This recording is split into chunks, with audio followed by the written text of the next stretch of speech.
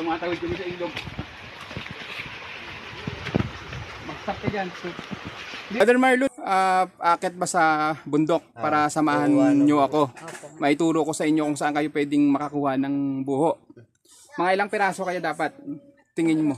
Mga 30 piraso. Punta tayo doon para makapagputol na rin po kayo ng ano. Ilan kayo? 3, 2 anak mo tsaka ikaw. Ano po, Brother Marlon, maraming salamat at mayroon ka bang gustong pasalamat sa may mga bubuting puso po, no? Salamat po sa nagbigay ng Oldies TV, serbisyo sa mga senior citizen at PWD. Please support. Let me walk upon the waters wherever you would call me. Pusa at aso. At saka tao, first ang tao.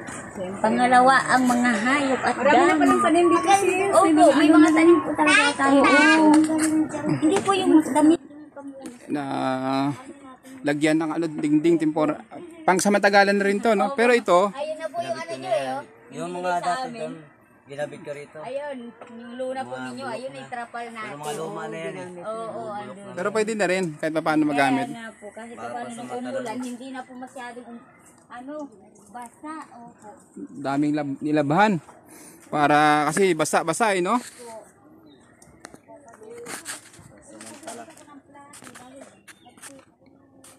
School yung mga dalaga at pinata po.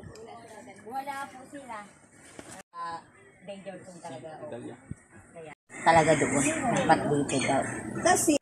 Doon yung parang Bible study. Opo, doon Bible study. Kahit upuan lang din. Yan. Si Ate Dalia. Buti wala kang ano ngayon, sideline. Hindi ka nakapasok. Opo. Talagang inano po, nagpaalam po ako sa amo ko na hindi muna po ako makaano kasi mainasikaso nga po ako din. Yung sa school ng mga anak ko kasi nabasa po yung mga gamit nila, mga notebook. Kaya Kamusta naman po? Nabuo na din pala, no? Kahit paano Opo. yung inyong Kaya nga materhan. po. Opo, salamat po talaga.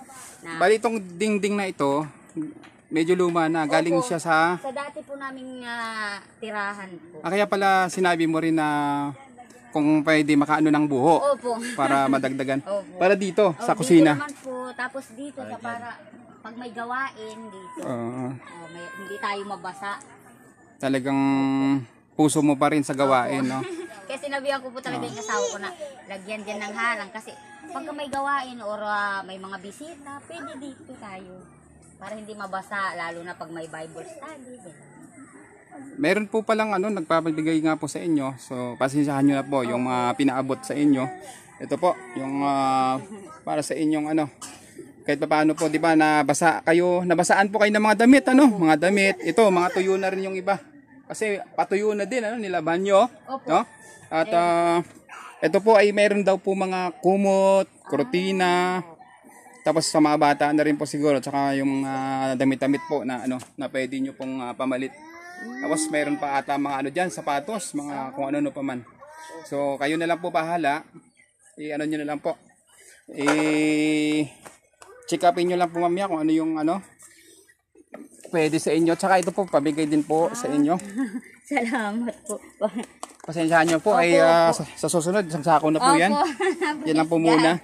Opo, talaga. Brother Marlon, ikaw yung ano, akit ba sa bundok para samahan nyo ako? Maituro ko sa inyo kung saan kayo pwedeng makakuha ng buho. Mga ilang piraso kaya dapat? Tingin mo? Mga 30 piraso. 30. Alam din daw po sa inyo. Sige po, bali punta tayo doon para makapagputol na rin po kayo ng ano. Ilan kayo? 3, 2 anak mo tsaka ikaw.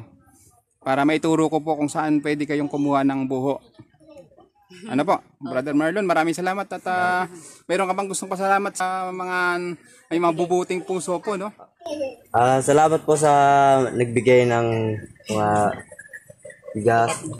Salamat din sa Panginoon na nailigtas po kami sa pamakan.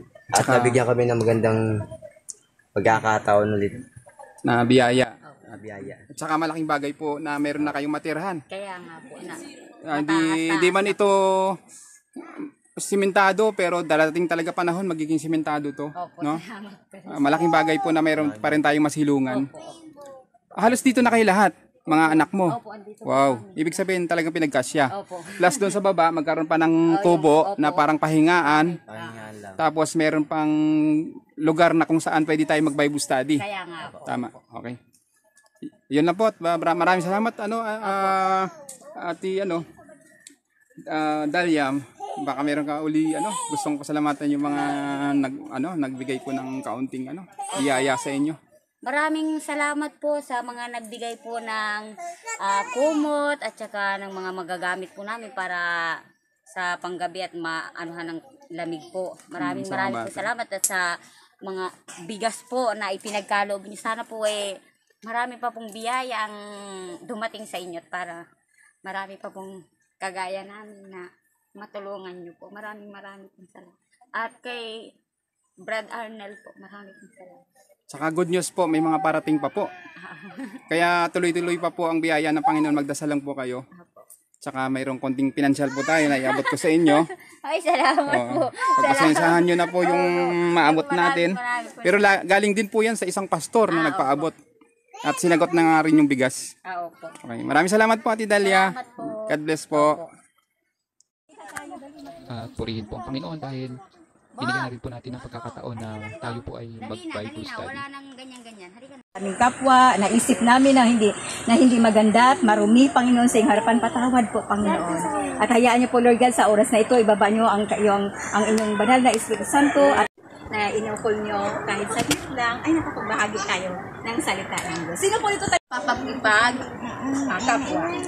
Una po ang ginawa ng isa, na magpapagpasan niya muli, Panginoon, tinatanggap kita bilang Panginoon at tagapagligtas ng aking buhay.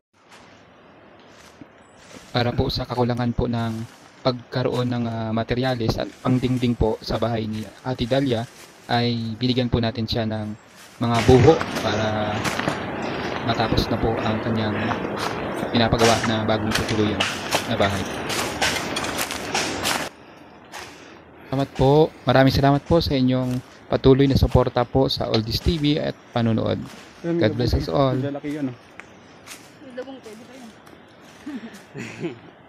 Okay.